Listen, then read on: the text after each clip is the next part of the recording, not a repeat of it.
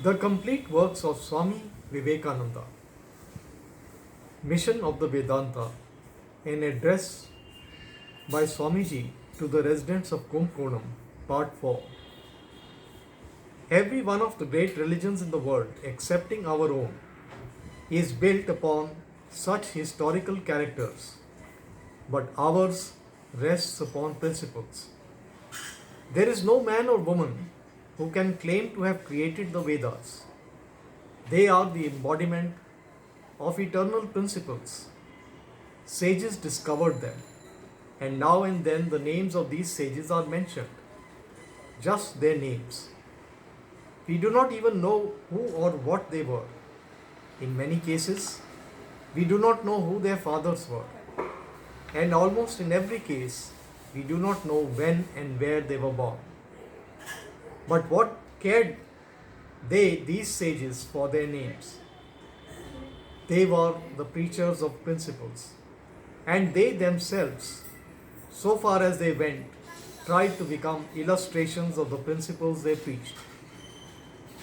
At the same time, just as our God, in an impersonal and yet a personal God, so is our religion, a mostly intensely impersonal one, a religion based upon principles, and yet with an infinite scope for the play of persons.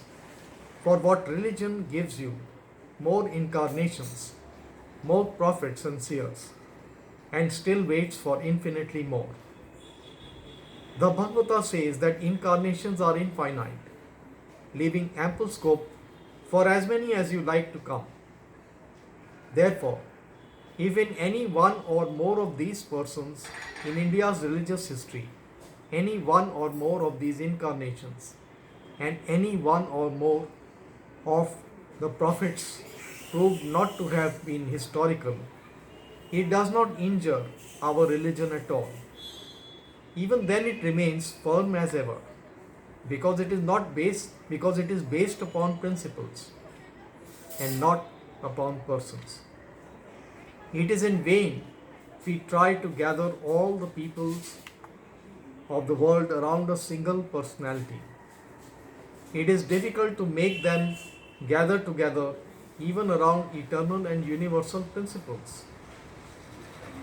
If it ever becomes possible to bring the largest portion of humanity to one way of thinking in regard to religion, mark you, it must always be through principles and not through persons. Yet, as I have said, our religion has ample scope for the authority and influence of persons. There is that most wonderful theory of Ishta, which gives you the fullest and the freest choice possible among these great religious personalities.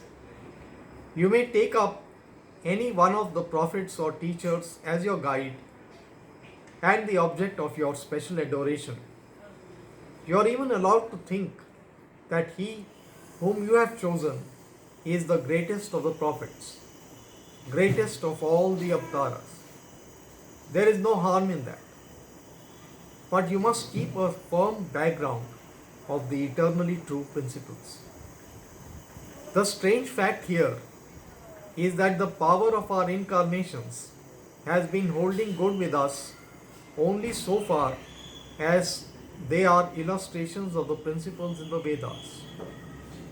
The glory of Sri Krishna is that he has been the best preacher of our eternal religion of principles and the best commentator on the Vedanta that ever lived in India. The second claim of the Vedanta upon the attention of the world is that of all the scriptures in the world, it is the one scripture, the teaching of which is in entire harmony with the results that have been attained by the modern scientific investigations of external nature.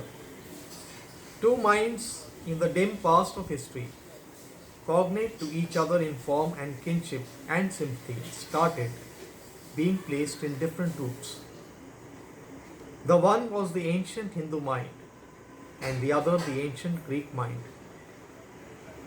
The former started by analyzing the internal world.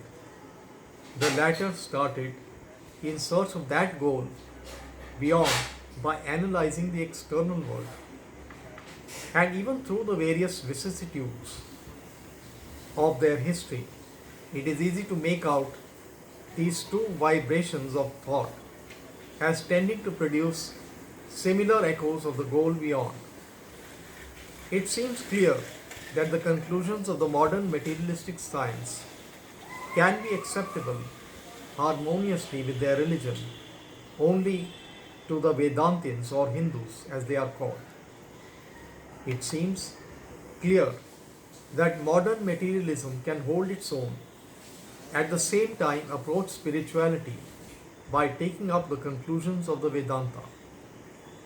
It seems to us and to all who care to know that the conclusions of modern science are the very conclusions that Vedanta reached ages ago, only that in modern science they are written in the language of matter.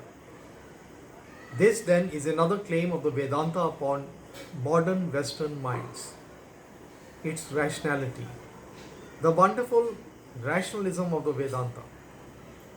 I have myself been told by some of the best Western scientific minds of the day how wonderfully rational the conclusions of the Vedanta are.